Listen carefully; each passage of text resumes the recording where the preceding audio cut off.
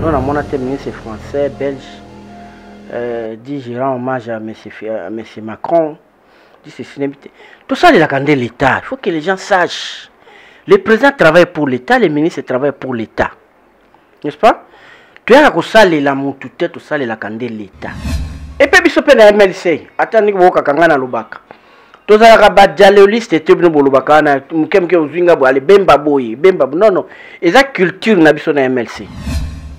Si on a une attribution en chef de l'État dans la Constitution, il a le devoir de bien-être de la population. Et puis, on a mis tout dans le cas. On a pompaka kisi avant.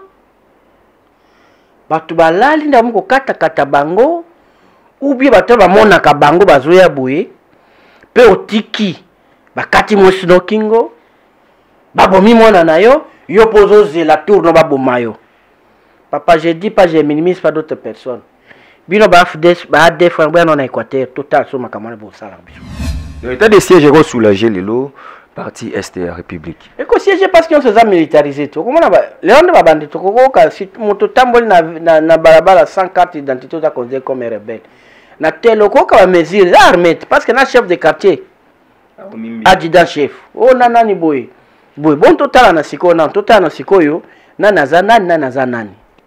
Tokotala, toko évaluer ce qui est ça qui est aussi la tête, c'est que Banamboka on a un complice mounene. Monisco plus de 20 ans. Bon ça est le côté, mais qu'est-ce qui se passe là-bas? Qu'est-ce qui se passe là-bas? Faut tout le monde clair mais quand on a équipe n'enga zo mekawana, ce qui pas mon qui a souki tout le monde est comme là comme sous. Ah, toko bela tu vas n'enga ko sala. 2023 a été sachant que Bino Boza na Bino na présidence vous devrez accompagner l'initiateur de l'Union sacrée. Naibisio sozo ebate wana. Biso toza candidat, moi toza candidat. Nazoka pe na seme ba tu na za kwa akosaka kukufa neti boye neti nini pe na ke candidat fachi pe akozala so pe Kabila koya, ça serait une élection Fayulu akozala ouverte à tout le monde. Tous on a deux tours. Premier tour, tu bête à la biso tout. Après le deuxième tour, tu as ça l'alliance. On a quoi la somme à Camus. Tu as une union sacrée nulle part. Tu as un pour tout soutenir. Ce qui est comme exigence, MS à partir de Boussoir au Bima. Abonnez-vous gratuitement sur votre chaîne YouTube congodialogue.com.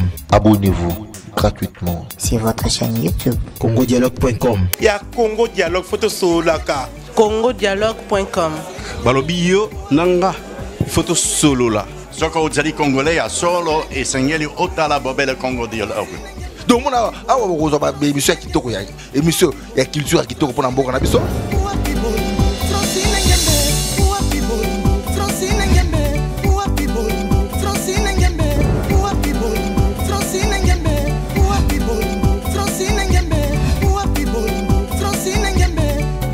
Maramba Bofrana ba Congo Dialogue, donc blague était donc vous s'abonner à Congo Dialogue. Quand on parle de Congo, on voit directement l'Issolo. Quand on parle de l'Issolo, on voit la dame. Ça dit que Madame Francine Ngembe, ça pour ça cano yende mokonza masolo. Pas Francine Ngembe, donc deux fois te Maramba beaucoup donc Congo Dialogue, ça c'est moi qui toko. Merci de nous faire confiance, fidèles internautes de Congo Dialogue. C'est un réel plaisir de vous savoir nombreux. Vous qui nous suivez partout en ce moment. Quand on est au peuple congolais, mi bundela, posomi bundelite, mutabundelo, azate. Nous sommes encore sur ce plateau pour analyser l'actualité de l'heure. Nous moni vraiment à maître Joey Mingi et nous aussi tout ça la carpe fort. C'est une disponibilité et dire bon qu'il n'y a pas de disponible bah tu balobi moi 3 4 5 personnes on bazo benga ka ba c'est là na analyse ba lignes à un peu régulier et nous nous conformons aussi pe na ba demande na bango lelo maître Joaz encore sur ce plateau. Maître Joe Ngoto, bonjour. Bonjour Ndeko Steve et surtout merci et belé na bayo yanga ba congolais bandeko oyo c'est pour la analyse on a ça là bien que parfois sans même quoi analyser finga ça ne fait rien nazawana le col bango va réclamer que na ya na solo là je dirais d'emblée que naza nga parfait naza na monopole à connaissance na sala analyse na monaka Il y a peut-être na déviagana peut-être, mais j'ai fait un effort qui n'a point surtout na clarifier ma kamningi zali sans parti pris. Ok.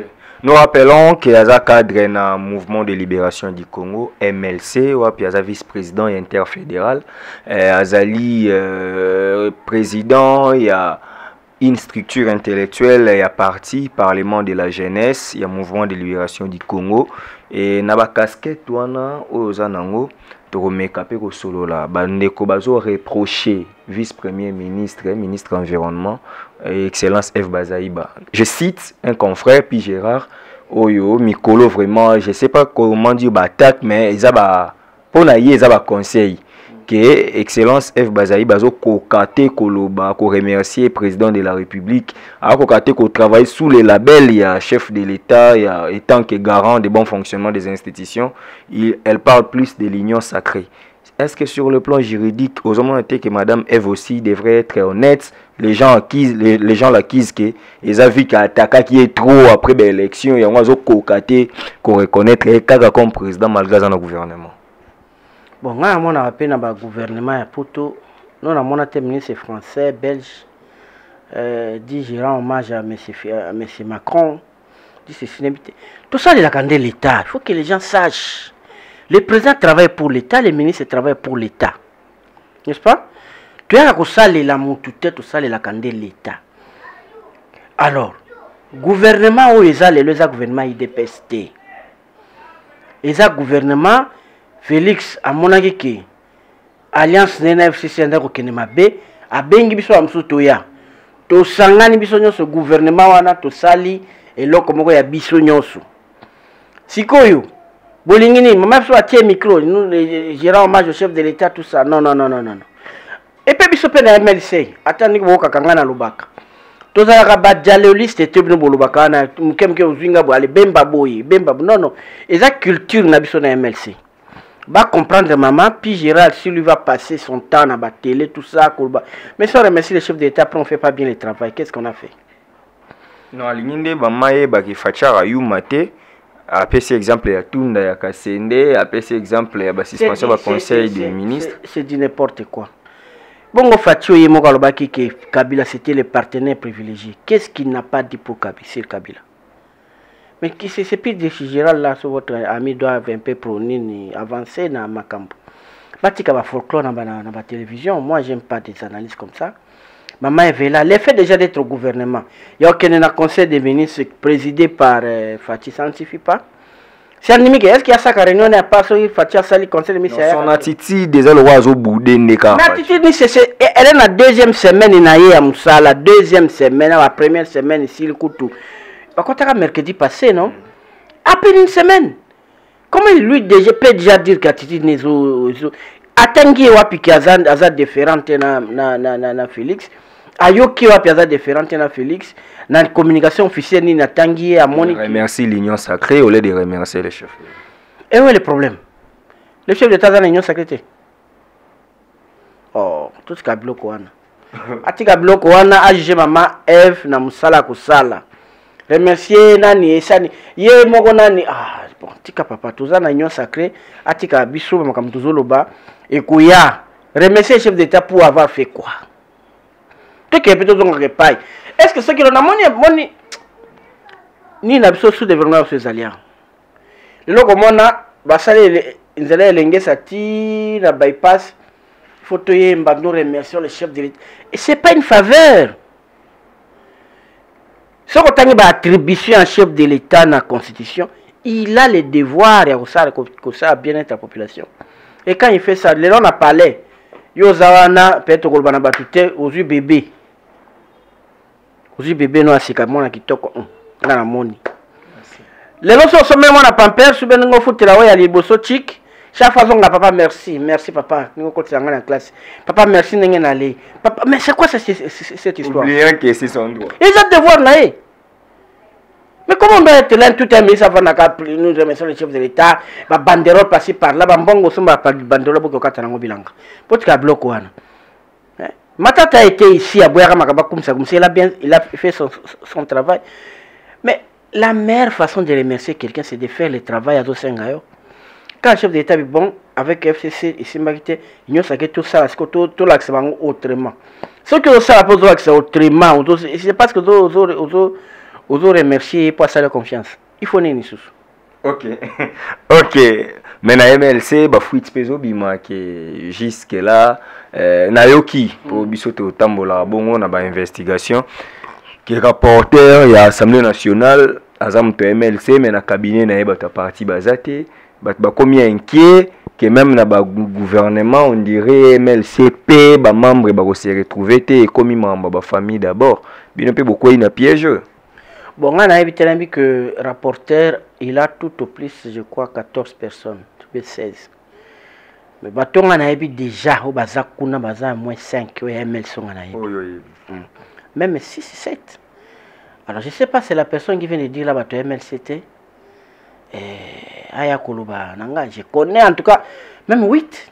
On a évité na sola na bango, bazar, on a sikoyo. MLC, Bazakuna, ça ce sont des problèmes. Et puis les gens oublient, hein, MLC, on peut dire, bon, pour la unité, il y a un président qui a loi là-bas. Et tu dis dans le cabinet. Bien, on a là-bas, il y a MLCT. Donc, on a bilan, on fait vraiment un MLC, on a un enseignement, on a un avenir du fleuve, on a un MLC. O bazana na lola bawana bazana drudra bana bunya baza MLCT. Non, ça c'était faux débat. Un faux débat de dire que o bayra tout le monde ngana lobby na cabinet alembi ngana keno tengana ibi bat na ro benga bango sikoyo oyo baza kuna baleki même 7 8. S'il a 14 16 personnes, il faut ne pas oublier que on laisse aussi à la personne acha bateau yaye, on peut pas imposer mon par 5 naé. Chargé de mission nae. Non. Wana batiki la moto garde du corps nae, ça fait partie aussi à cabinet nae, obligé mon douter. Sauf c'est déjà des garde du corps, il a déjà 4 non, sur 16 personnes, ngana déjà 8. Ça veut dire peut-être monsieur Swana Baza, mais il faut quand avant de dire des choses, il faut bien vérifier et puis voir. Il n'a pas un cabinet. Les cabinets c'est le cabinet du président Mbosso. Tu comprends? Cabinet Zagamon comme tu as signé les président.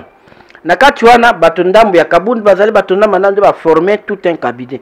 Hier rapporté va pesanga ka 14 personnes. Le secrétariat c'est tenu par cabinet ya Mbosso. Il est que les gens sachent un peu le fonctionnement avant de dire des choses. OK. Mais déjà pour chiter au MLC to kota sko mambo étali national. Jean-Pierre Bemba toujours présent, tout le monde a qui il y a réunion, il y a union sacrée au Salamakiawa, Babaati, Basamalu Konde ça et là et Nabato gros poisson, il était au moins le seul parce que Moïse Katumbi n'était pas là, président lui-même n'était pas là, mais tout le monde quand même présent à Bemba. On dirait le BCP Batumwe Belé, Babi, il devient humble. Qu'est-ce qui se passe au fait au juste? Mais l'invitatoire, il devient humble. On Bemba était comment? C'est l'impression, mais c'était un chef rebelle. Non, non, chef rebelle, mon côté Azarasone. Chef rebelle, non, aujourd'hui, on combattre le Moko. Bemba avait 36 ans, papa. 36 ans, là, il fallait qu'on dirigeait Soudan, il y a Formaki. Là, on se avec ses phases avec Mobutu, plus âgé que lui. Plus expérimenté dans les affaires de l'État. Il fallait aller un peu rigoureux à diriger les bellons de maîtres. Sinon, lui est civil. C'est un guerrier ranger d'esprit. Donc, le caractère, le comportement, la rébellion, les gens continuent à faire ça. Qu'on me dise, qu'on laisse les Bemba ya rébellion. Bah comme ça, Bemba ya Ecofin. Ah, où il avait marqué des respects peut-être na Kabila. Où il avait été trop brutal. Nulle part. Nulle part. Neba sous marqué qu'on attaqué Batunaye na venir du fleuve guerre moi zalaka na boy. Après 3 jours, il est allé voir Kabila. Et le pays a continué. Mais les gens oublient vite. Qu'on devenir humble, Bemba toujours été humble. Moi-même là, en 2003, 2009, été dans un sympathisant musique, mais il y a tout seulement réunion. Mais je vous dis que c'est le jour et la nuit. Si réellement il était ce qu'il était, je vous dis, ce type-là, Nandenga na chisal ne ba réunion, à salle ka ce virage moko à 180 degrés, Bemba tu fais la réunion avec lui, tu parles autant de minutes que tu vas occuper, tu peux déconner, à manquer au respect, quand tu recommences à jouer par rapport à répondre, bon, pour recadrer peut-être, avant de répondre, moi on a faire voir que ça qui vraiment c'est un plaisir de faire des réunions avec lui. Les gens qui disent ça, ils ont de très loin. La réunion a été convoquée par les chefs de l'État.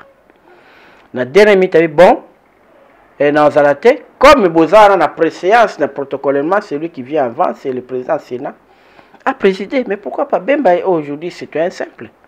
Chef à parti, mais c'est un simple. Un sénateur, il peut venir. Okay. Ça, c'est bien compris. Maintenant, parlons Congo. Dossier RAM. Aujourd'hui, ministre Kibasa Maliba, Augustin, a aussi expliqué, pas confrère Nabiso, Lusakweno. Mais les gens disent que c'est pas convaincant. Yosa juriste, OEDP, non, Biso. On dit que RAM est à taxe. Il faut qu'on foute à yango. La taxe est-elle obligatoire ou facultative? Et on met biso et puis on yo expliquer biso pour na yo ou analyser taxe à ramondeng. Bon, RAM babengango registre dans les appareils mobiles. Dans l'enregistrement des appareils mobiles. Et pas ça manambo comme sous c'est pour lutter contre la contrefaçon des appareils sous des personnes qui téléphone bungi va retrouver, c'est ce qu'on dit. Mais bah Kolobana n'a arrêté moi intermédiaire bah signa qui poste ce qui na je crois na ministère ninwana qui to bana ko futa yango na ndembo ba $7 mais bah nous avons na biso ya recharge on va créer taxe. Le problème que faut que tala est-ce que bako créer taxe nengwana un arrêté bako sala est-ce que ça impôt ce qui est impôt bah jouer comme impôt ils a bah violer la constitution parce que impôt non c'est ça mais pas une loi bako créer impôt monter sans loi bon bah bien ça taxe bah taxe non sont des costifs oui il faut tamana mboka ezala kana recueil moko ezala kana ministère de finance kuna ezana kati na luki depuis 3 jours makambara mo ebandi na luki na kati na luki ki bando kata biso mbongo na nini na monité. Alors comment expliquer le kwaninga na mboka ezo salema o iza reconnu te na finance pour finance ndaka sa mbongo iza na kati te donc RAM mise ki basa sala noki ba kote soki bongo te ba stopper parce que comme escroquerie parce que ça prévité. Il fallait y avoir qui sait que voilà nani na nomenclature ni nyonso ya taxe dans le Congo depuis nini oyo rampe ils en a kati ki banda ko kata exact ce que nous on paye là pourquoi et donc sous basement boye que moto azoka na finance aiba kizarabo exact donc c'est illégal et puis bazoloba c'est pour ba téléphone mobile qu'on ici mais tu vois ba téléphone ba 2 SIM 3 SIM on a SIM. Est-ce que ça la sur téléphone ou bien SIM? Et comme c'est compliqué. Mais en fait, l'idée n'est pas mauvaise.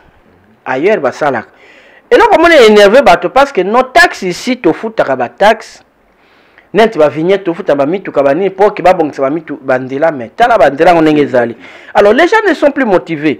Sauf que bah ça va te que vous foutez taxe, boy. Bah qui c'est un hôpital?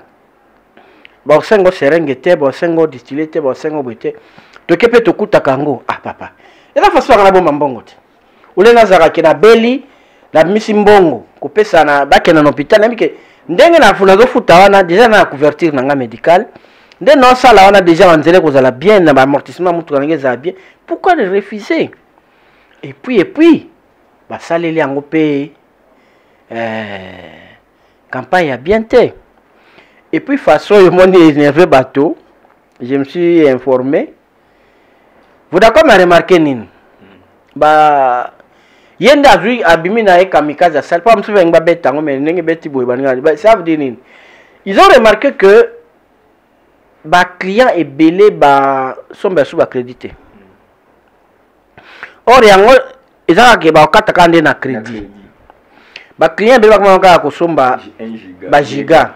Avec giga, alors ça l'appelle na Messenger, na WhatsApp, alors ça même par vidéo. Comment qui parce que l'auto tu quoi tate. Il y a pas bloqué côté wana. Avant tu as méga. Tu as no unité, ngana 4 la ben dollar na ngai. Nous on un peu. À ça nous qu'on moko forcé. Mais je crois que ministre l'obwa sala wana je viens de te le dire ici. Ils ont une nomenclature. Donc, ils allaient. Bon, si on a bien escroquerie, il y a un peu trop dire. Mais ils ont tricherie. Ils ont madame Tebo Ben Dabiso Laro, ils ont été. Ce qui va être bon, RAM, il copie ça autant d'années. Voici ce qu'on va faire. Déjà, tout le monde va s'y battre téléphone, tout l'andé là. Beto détruisa ba pesi so exemple ba makamisi ba ko permettre mutu na téléphone so ebungeza ba bloquer yango ko bloquer yango po ba donner za na quartier bimati. Est-ce pas ça sera na combien de téléphone kasi ba fouter ne ya ba to ça net ngala ba sa katanga fo ba singa na tika so na 0,27 $ na futa. Ah bon? Ba kataka nga désordre. Ba ko kata bon ba bina tika so na 0,7 siko ba bisangai ba mso sa le kawa na ba sa kata bango de GCC là ba sa edana ni azwani ba pe ba exemple convaincre biso comme ça nous allons bien avec ata ba téléphone mutango pe asa na ça là mais comment appelle résultat monter pour ça yango mais ba ocha wifi gratuit les lobby déjà fachaza qui na iniki na ipen. Donc, Inikin déjà, Nengeza Boye, Lelo, les 6, un de tous ça l'émission Lelo, Wi-Fi comme gratuit na Inikin, et na ba na Ipen, déjà, comme on vendu à nous font connexion, pas on se connecter na RAM, et si limba, mon connexion fait les tuyaux aux onganda. Donc, mon chef de l'État, à qui on sait batoka qui va faire la Wi-Fi, pardon. Il faut laisser certaines histoires, pardon, Penda. Il fallait la presse le bangote. Il faut qu'on te ça respect le président. Ils ont été dans la ville, soit dans la poto, dans la baby. Aux autres côtés, quand on entre la ville, on va passer code. Bango ya wifi. Na Hollande, je crois ça se fait déjà. Vous avez code. Bon, et on est là président. Vraiment. Biso na ba bureau, tu as ba wifi. Na ba bureau. Nabadi bon président qui a annoncé wifi c'est pas une et akenda ki na ye komona bango mais en fait message ce que ben François Lopez Saka désormais le wifi c'est même bien la jeunesse vous rendre ngo mabe ou bien bango ndabi ke bo tiango information phare on ne comprend pas moi bon toi n'est union sacré papa tu es dans l'union sacrée mon parle Congo quand même toi n'est union sacré après ce étudiant wifi pas ça là c'est bien donc ramener un peu autant Ram yemo na ndira yo asiba onje ba doze na no ande na yoki ke président MC ba na rime est-ce ngo ba doze na mais ba expliquer na no ba doze question orale avec débat ils a déjà dans l'Assemblée nationale au ministre mais ba doze na no ba ça ta un mois il y a vulgarisation il y a explication au moins ba ba na bango ko futa ngote mais moto chocho kotaka liboso to yebite makambe ça m'a tué vite toi motoza motivé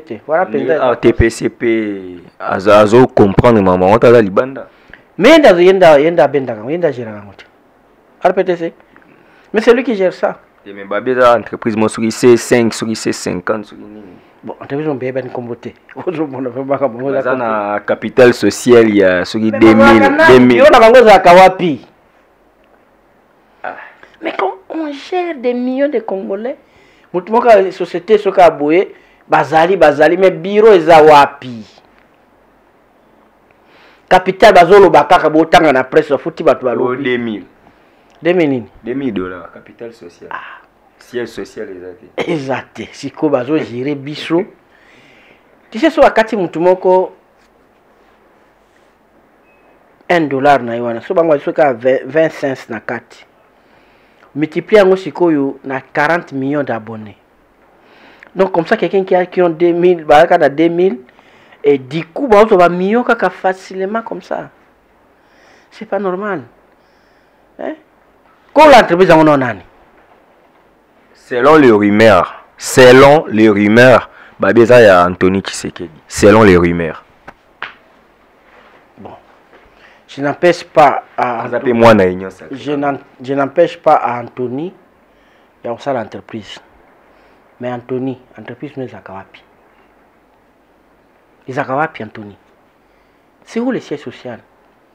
Surtout dans nos années. Et créer quand? Biso na mablo. Un type ligne société. Mais oui. Biso na mablo ça mikem ke to salaire bato na bande ko to za banya to chaka ba gijaka tena ante to che kombo che ba ni identification che ba numéro de compte. O che tout ba téléphone to chaka nyonso mais ya yewana ya soki Anthony za société nini. Papa comme ça comme to zo ka ba mio boy. Ce sont des millions par seconde hein, que ces gens-là gagnent. Les gens qui ont 25 cap na $1 au tout tchak bakata kabato. Peut-être que tu as $7 en année, toi 40 millions. Tu vas abonner. Na réduire mais tu pas tout ça là 3 sim. Pas tout ça net tu as 2 numéros, na futa $14 au bazo ngai. Parce que peut-être dans benda ngai des dollars. Hein? Ah ben ngai kaka $2. Bon azobenda yo azobenda. Bon sikoyo kaka boye. La fin de l'année, à frotter ma boko et les ligues la compte nga 7 millions à Yazui. Ça c'est fort. Mais c'est ça la vérité. C'est quand même grave. Ok. C'est grave. Après Ram, parlons de l'état des sièges. L'état des sièges. Tokenom gauche-droite, Fachi a salé en bien.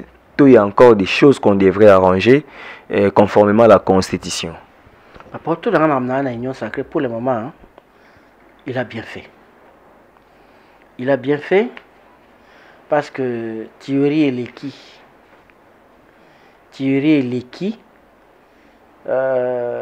il faut qu'à ça là. Mais moi, je crois que chef de l'État a une transparence mingi. Ni nga ke zalamie a atteint Premier ministre qui est dans l'Assemblée. Il a expliqué que le président Aza kozwa décision état de siège. Voici. Basololi azui appui na bango ndaya sali ba makamne bon. Et salemi déjà. Et ça me dit salemi ordonnance bimi. Je crois que maintenant on rectifie le premier ministre Azo Kende pour expliquer maintenant en détail. C'est pas un problème mais il y a ça après. Il fallait ça avant le Cambouté. Tout sauver non Mboka. Tout sauver Mboka parce que ce n'est quand même pas normal. Batuer ça la makakuna je ne comprends pas. Et puis ngana mwana na mitunaka le batong ba yaka ko boma wana. Ba pompaka kisi avant. Batu balali nda muko kata bango. Ou bien bato ba mona ka bango bazoya boye. Pe otiki bakati mo snokingo. Babomi mwana na yo. Yo pozo la tour no babomayo. Papa, je dis pas, je minimise pas d'autres personnes. Bino ba des fois en Équateur, total sur ma camarade pour ça là biso. Na bino en Équateur. Mutazoga ngapé na kufie ba bo mapeto tiki bio okoti pe na zamboki. Ba en Équateur. Ba ela ba tuna sa pongi. Je ne comprends pas. Et puis batumba bazamba mo bako tumba village ngai ne naza culture nanga mongala naza na motute na ngai naza na mapona tout ce qui est les armes naza na ngoyo po koti ozobuka porte na ngai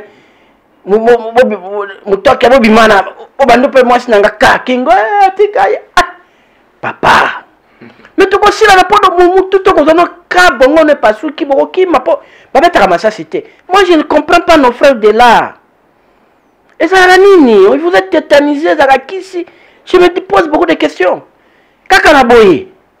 Ah, mais moi ba kuta une petite sur mon vidéo, maman moi na ba mona kena arme, ba mona kena arme na ndaku. Na soyez la zo expliquer habiter za après pas se défendre mais ba kanga ki kaka. Bon, nika attention illégale. Nazana no ni wana te. Mais le fait que ba bomaka ba tu peux bazonga ka bazali, bozala rappel wana monde pena be famille ba décimer ba même ba mingamba bibali, ba kangi ba bomba. Papa. De na moni bato atindeli bango kuna na moni général Ndima. Azaka chargé renseignement ya RCD à sala ba formation na Rwanda azaba ndima zali MLC papa ndima batuto kendaka batabaka kosala mwa mobulu wana totindaka bango benga biso opération effacer les tableaux izozonga kuna yo afde ADF so kubomba kana nzete biso bakolo zamba so kosaka tokotana bino mois batike kaka sa musala Bokoka sango. L'état de siège est soulagé le parti Est de la République. Et que siège parce qu'on se a militarisé tout. Comment on va Léon de Babandi to koka si moto tamboli na balabala sans carte d'identité ta considéré comme rebelle. Na telo koka ba mesure armée parce que na chef de quartier. Adjudant chef. Oh nani boy. Boy bon total na siko na total na sikoyo na nazanani. Tokotala to évaluer ce qui est ça qui est aussi la tête, c'est que Banamboka, on a un complice monene. Bango monde va savoir baninga na bango. Mais ce qui est divin, c'est que effectivement Baouta Galibanda, c'est vraiment important dans le bas pour toute cette guerre à Est. Il faut ba méthode de la Poutine. Ninga saka Tchétchénie, yango ba débit yango yo.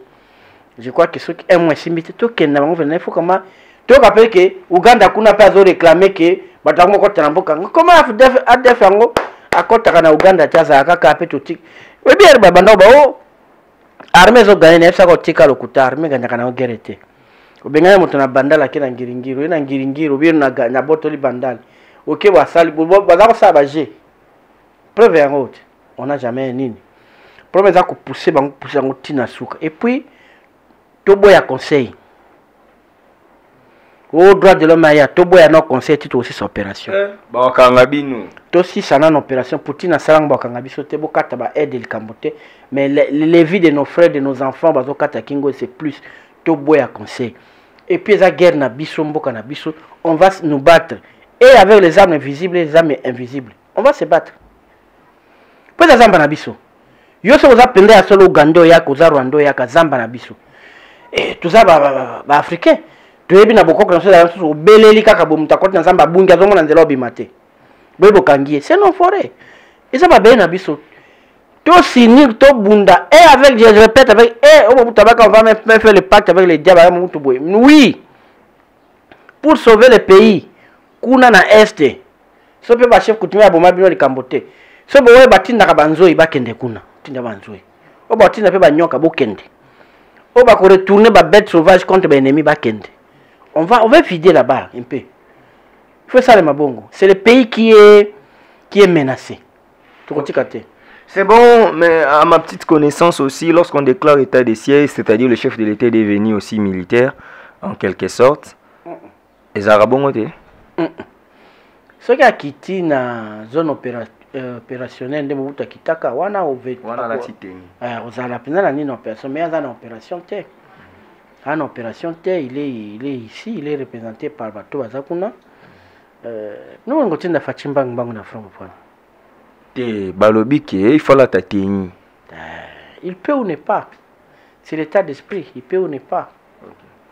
Alors bagi riposte mbalo oza vraiment makasi donc apparemment nteme souki na maman côté pe bazo tinda e côté pe nini donc peut-être arrivé qu'on a fini une fois pour tout. Tout ça rappelle ba budget 4 milliards na pourquoi papa parce que parti wana ebelwana c'est des manques à gagner énormes.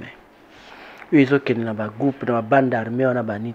Surtout pacifier wana l'état comme ko exploiter en normalement. L'état n'a qu'à gagner.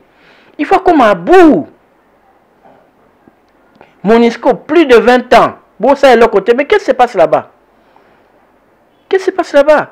Faut tout le monde clair mec non c'est comme équipe n'inga zo meka wana. Ce qui pas mon qui a suki tout le monde est comme là comme sous ah to robela tu vas n'inga ko sala. Hein? Donc et cause à bout to kende nango tina suka. Ok. Maître Joey Ngoto, on a compris mon état de siège Oyo mais vous en a conséquence que 5 ans élection aux alaté parce que le pays est menacé. Au la élection bon ça toujours ça là.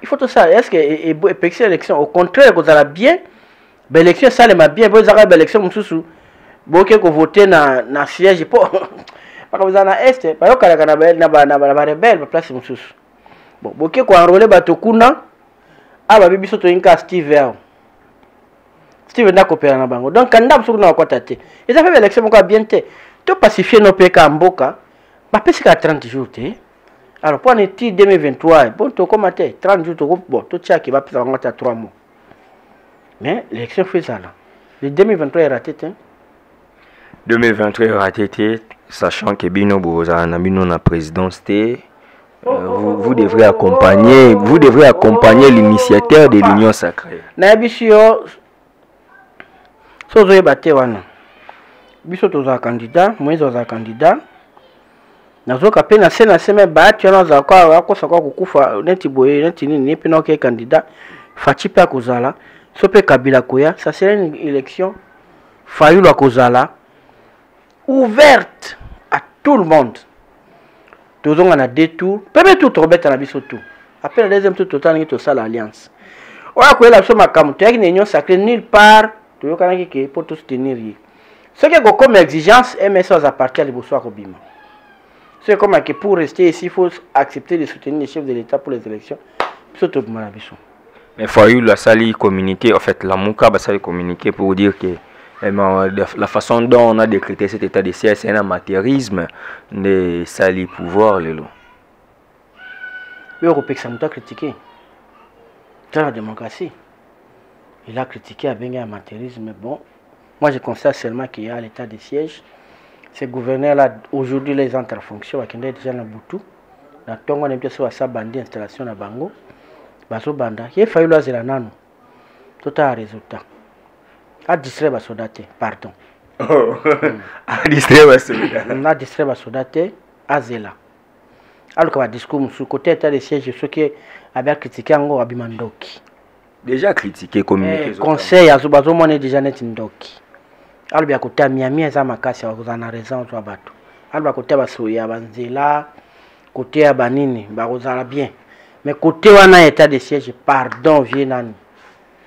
Vienangai.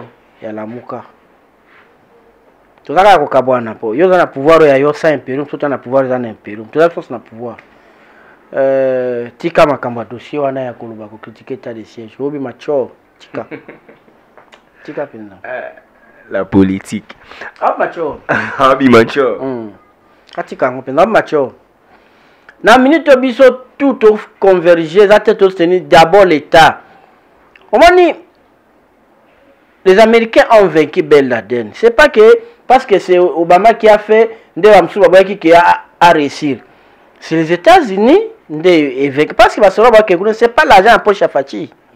C'est l'État, ceux qui meurent là-bas, ce sont nos enfants, nos frères, nos cousins, nos petits frères, nos aînés. Bon, on a aidé que ceux qui vont réussir à l'actif de Fachi. Il y a pas, c'est pas un problème. C'est un actif, il aura réussi par un côté à il y a Est, mais il aura échoué.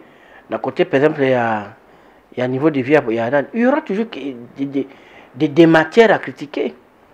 Il y aura toujours des matières à critiquer. Ça va. Pour chuter, moi, question de la curiosité, je que je expert dans mon côté économie.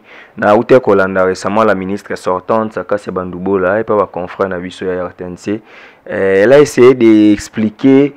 Biloko asala qui c'était quand même surprenant par rapport à Batumusu Bando comprendre notamment quand j'ai expliqué maman carburant ndenge ba yokanaka tout ça en tant que yo peut travailler dans le ministère de l'économie dans le passé est-ce que tant au talibongo nandenge lelo yo parce que les gens l'accusent que bilan est extrêmement négatif pour l'économie ça romata mais ces explications et que il quoi que elle avait vraiment beaucoup donné, puis elle avait beaucoup à donner. Yoko ça la analyse on a puisqu'on veut chiter par là. Oui, puisque nous avons un ministère de l'économie dans travail nous zoloba. Cette dame là vit âge naé, vit qu'elle a ba cursus ya ba cabinet. Bon on a qu'une émission na ba cursus ya ba cabinet a yimba mon ministre avec ce qu'elle a fait là, c'est extraordinaire. Malheureusement au Congo, on pense que c'est celui qui parle tout le temps à la télévision et ça comme ça là. Et puis quand les gens disent que l'économie en Bokézat, l'économie en Bokézat, il faut autant de secteur bien. Les gens qui les ont mabé bloqués au comité, ils ont bien mabilangate comme on a banni. Mais c'est l'économie ça. Il y a ça mon infrastructure. Hein? lelo nalandaki mama ministre alobi fret maritime emati de 135%. Donc ce que banda koya na sac ya loso banda futelango $2. Au futelango 4.20. Oteka ngone oya ba manutention, il faut qu'à prix peut doubler ou bien ça n'est. Est-ce que ça est Covid et salibo maritime partout au monde? Na ce constat mo na madame nanda ko ngabi elangezo mais nazo mona ba teni ya elangate. C'est vraiment un problème. Même friperie. Voilà, même c'est vraiment un problème. Et zola qui ça que échange commerciaux exacté. Na monnaie et puis peut-être bon. Na comme mangone ngana na yote kango combien. Comprenez? Ça c'est pas l'affaire à mes économies. Moi je suis content d'engue à expliquer en gros, en fait elle avait raison. Parce que tu n'as pris à carburant, c'est là où les ministres, ma prédécesseur, bêta ba million en seconde. N'a dit bien la seconde, je connais. Mais hier, elle a salé plus de 20 ans qu'on quitte sa carburant de 300 francs. C'est du jamais vu. Du jamais vu. Kokata nyongo ya l'État. Où l'État a fait 70 millions et quelques dollars. Dans le mécanisme, il y a à l'État faire gagner l'État 70 millions.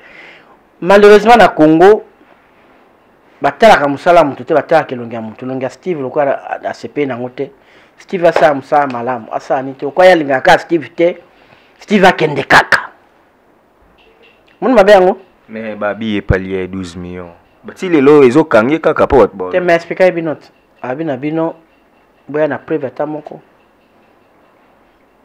lelo enda mi gang parce que c'est bino il y a 15 millions ça no kimbongo kendaka na Robank batangila bino bato babimisa kambongo basali moya ye personne ne vous dit même pas qui est passé qui est né donc au moins que na telanda qui na bipenda na naza elombe à moi si ba opposant babi IGF alo couvrir ye a fond azo fongolele ba IGF c'est la personne peut-être là kini oyo na Congo na benemi le kabato tout so peut-être ba gelo comme on a oya ye bana otikai vieux Jules ndenga za nani ba ina ye. Il a des ennemis partout qui a remporté à des jeeps à gère. Parce que il crée des ennemis et belé. Pourquoi je appelle Gilles na maboko boye 12 millions. Baba otika eh. Ba bien fa fongole la paix Akasia. Le quoi Akasia ya IDPS et Kenya IDPS dossier là. Mais ba tumsu sezo bima. Mais ce qui dossier exacté. Au fond la nengeni parce que c'est lui qui paye. Na moi lettre maman ministre 80 millions. A combien le ministre de la finance nda futa. Mais c'est combien ça na mbongo te c'est l'argent de l'État. Ce que ça montre à Kolanda en premier. Et ça ministre de la finance. N'est-ce pas? Yende c'est l'endako yenda wa avaki mbongo. Pour yenda ko pesa ordre que banque bo futa. Donc c'est scellé. Na pe mayo avec budget. Batwana. Mais sikoyo. Ya Akasia na ya alingete zapi. C'est lui qui a des preuves, moi je crois. Il faut abimisa ke boye. Et puis il y en a qui comme maman ministre Akasia Lobaki ndikunanga Steve alobaki yango na top Congo kana les débats na yokana ote politicien congolais moka lobi yango. Alobi je mets tout opérateur économique au défi. Oya yebi ka corrompangai. Pour nazwe les décisions moko aleka na TV ou bien aleka place moko aloba. C'est très fort, ça suffit pour dire que cette femme là est honnête. Quel est c'est ngana ba ministre musu baleka na ni na benga bimbo. Non signaler arrêté hein, non peso faveur oyo. Atangi si opedo abete yo bor ko tangi penzo sepe me pona sinyango fo elanga million. 2 millions tout ça 1 million. Mutopeka ina 1 million. Apesi azilo kona tiango na destructeur. Arrêtez skalo bimate. Ofunde wapi? Bosa alimite baza. Kopa drogue. Ah, afunde la petit. opérateur azolela amemala bamona kam ndenge na l'art tout ça mais il y a lobby opérateur économique ya yebi que madame Akassia pour faire ça n'a pas ça qui aloba c'était déjà suffisant pour dire que elle n'a pas été trempée dans ma camamabe. OK. Une dernière question aux AP parents, aux éducateurs, les loyo pendant la Covid na Edic TV bazwaka bambongo 400 millions tozoyoka pour bakourir en direct na télé na ba chaîne partenaire mususu. Il nous semble que mbongo ani sala musalate et notre concert wazaki ko gérer na comité ni mumba ba komi pe ko benga na justice pour ba samba. Qu'est-ce qui se passe na Congo? Donc éducation ezaki nango déjà prémédité qu'il faut baboma yango to ezapeka la chasse aux sorciers qu'on doit aussi chasser ceux qui étaient proches de Kabila. Bon problème ngande ya Congo eza que pon tunga makamoso c'est comme nene mingi makasi de tuer ko ganga. Il y a un moyen tellement ba tuza mibi grave ko contrôler bango chaque 15 jours. Mais oui. Voilà, vous attendez ndambu. Pour ça 400 millions. Vous pêchez non pêchez pas pêcher qui d'écouter. Bon, vous pêchez non à 10 millions. Vous tellement gestion à 15 millions en gros. Il y a 20 millions en gros. Soit monnaie normale. Papa, vous stoppez. Vous pas qu'il a droit. Soit défi motombongo. Oh pesa mbongo crédit tala projet nanga yangoyo ana l'arte tala projet nanga yangoyo il faut na salabu au déficit là après 2 jours les cases au na jeep na jeep oga sukuna non atinde ba invitation azobala papa droit lobby zonga mbaga go chez papa zonga sianga mbongo pa ko futa nini po le banda musala ya so dia jeep ya 100 000 yo pesa qui est 250 000 déjà 100 000 kene loko e ko produire te libala na ewana eso zo bango so combien il faut stopper alors biso monga l'état pourquoi totika ka moto a essayer combien belé aibi ne tu contrôler et toi na qui dit qu'il faut qu'on ça ka évaluation normalement tout ça ata non il faut ça mata ça et ça mata après 3 mois mais awa basala kate mais pour na mibio to zana ngwa pardon après 2 semaines baye au moment où Kimbongo l'état to gérer moi bien. Je connais pas très bien ces dossiers là mais c'est quand même grave. Il faut voir comme un crime contre l'humanité quand on fait du mal aux enfants. Au rejoindre Kofi.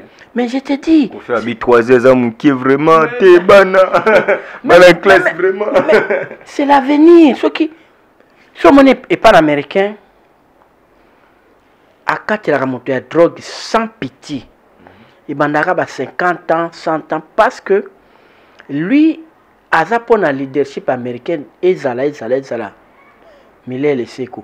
Mais le côté drogue au baby sabane mutu c'est l'avenir des États-Unis qui te met en danger. Il sévit de manière moko ya terrible. Ça doit être pareil par nabiso quelqu'un qui fait comme ça pour na ban, pour na enseignant, pour na ban. Il voudrait être traité comme un criminel de guerre. C'est l'avenir du pays qu'il compromet. On a la chance apparemment. En tout cas, c'est approuvé. Ça il y a qui peut configurer nos vongolais kuna afin d'atteindre 20. Bon, malheureusement et ça va loko ebimi lelo ba peine tout en cas détournement c'est 10 ans 20 ans il faut pas parlementaire soit kota nanu pe nani ba revoir nos codes pénal ba durcir ba peine mususu. Pas juge, juge 3 ans, mais ça bongo. Mais la loi douce profite aux prévenus. Dans le lobby, au moins tu es à cas. Kourouda na bakanga ke ou militaire bimi en tout cas mais Maïssa Babi n'a pas coué blessure volontaire c'est 8 mois à 2 ans. Vous êtes obligé. Vous êtes obligé après 2 ans bimi ça y na cité bakasana que juste ça le musalate non.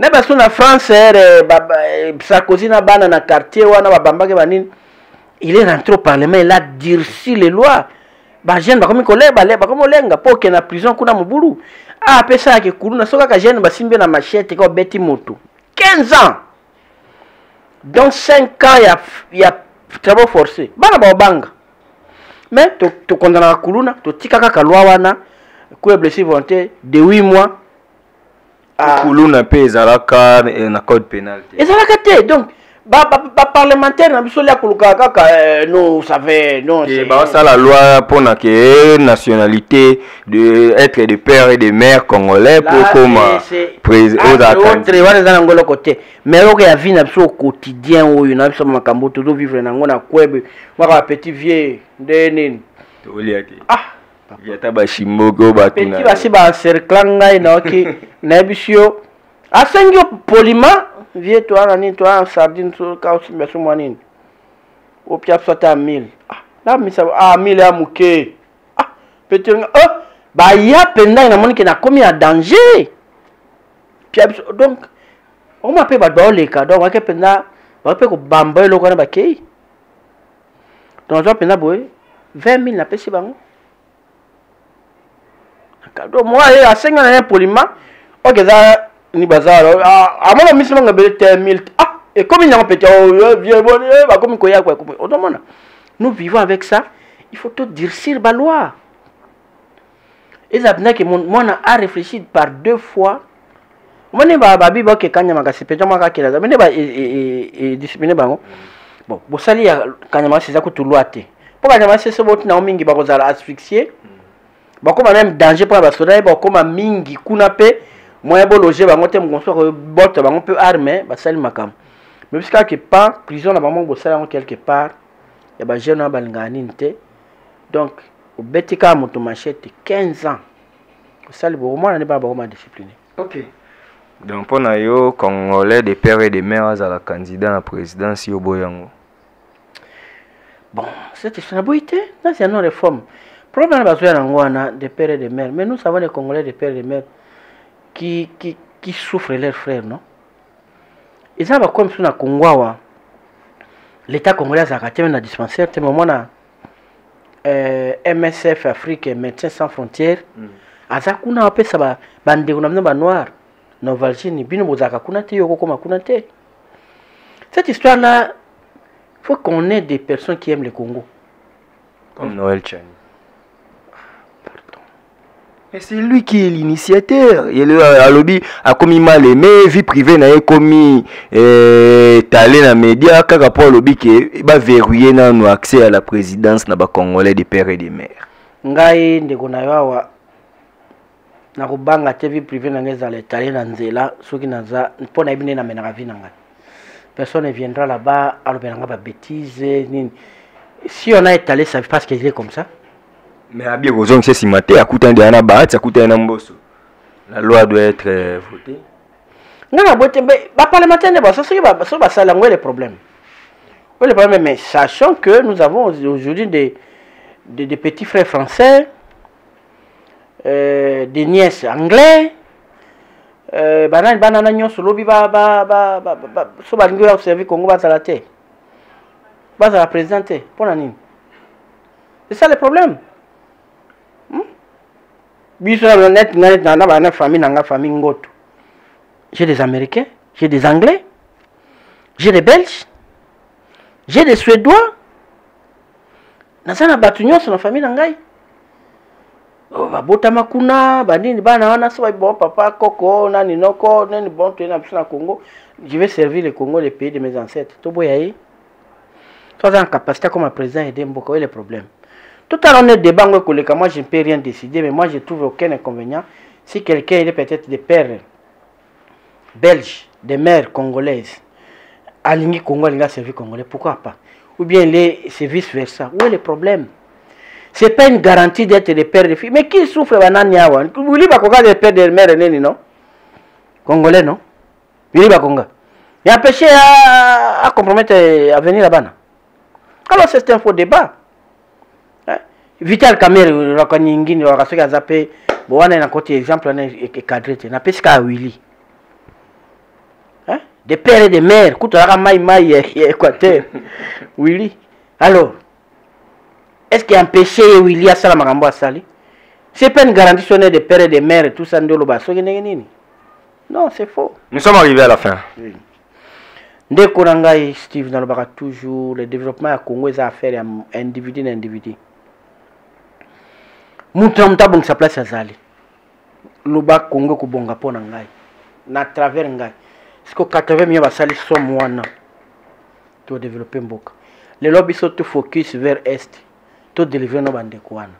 Oyo aza na prière asala pona basoda na biso. Oyo aza na makambo mususu akuko sunga basoda na biso asunga bango. Il faut tout ça makamba grand tout le monde un peu clair. Tout le monde un peu clair. Et on y est les kakakuna. Tu yoka yoka ebele. Basoda na bazo kende iza baninga na biso ba pesini na bango. Et puis pour respecter pe o batikali awa. Pour en soi na basoda ko biloko pamba, ces gens-là souffrent beaucoup. Na butu alors nazalaki na libanda ki ya Kinshasa ko sama comme ça moi na pena ba place mso komi bo ah basoda penza abimeli yo. Donc moi que tout a peu servir, tout là so kimia, il y a des gens qui travaillent. Tout respecter bango moko na ba politique. Le cas mais c'est toi na gouvernement to ko bundana no amélioration via basoda Salema.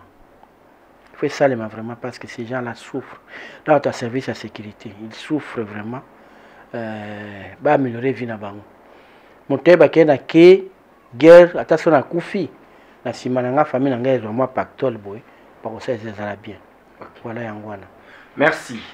Contact PA pour Bazo. Contact nga zalaka plus 43 plus 243 81 501 90 71 plus 243 9 97 58 71 76. OK. Merci. Ezalaki maître Joey Ngoto, soki bolingi bozuye na ba contact OAPC, soki pe bobengi biso to lo bato baki to bando ça effort ata après 2 semaines, soki pe urgence yé à une semaine to bando zonga kaka. Hormis nos invités azalo wa permanent pour na to solo la. Mambo etali Congo quoi bozo sepela na dio yango gloire à Dieu. Donc il est aussi permanent. Au moins qu'il y a l'indisponible, il y a la ville, ou peut-être que tu as été, mais tant qu'il sera là, n'engé bosenga. Ah, banalise, na mine, ils allaient bien, ah, zolo ba bien. Il y a un peu de choses qui sont moi trop. Tu commis vraiment na souka émission. Merci na Starly Lima, merci na Francine Gembe, Père Louis-Marie de Jésus. Bandeko tout, oyo bo soutenir la émission yo. Merci to pesi bino mbote quand de toloba peuple congolais mi bundela poso mi bundeli te mto bundelo azate. Donc puissance ya liloba et l'équipe Elisasi. On se retrouve très prochainement pour un nouveau numéro de cette émission. Merci. Abonnez-vous gratuitement sur votre chaîne YouTube congodialogue.com. Abonnez-vous gratuitement sur votre chaîne YouTube congodialogue.com. Il y a Congo Dialogue photo solaka. congodialogue.com. Balobi yo nanga photo solo la. Soko ozali congolais ya solo esengeli otala bobele Congo Dialogue. donc mona awa bokozwa ba émission ya kitoko ya émission ya culture ya kitoko mpona mboka na biso.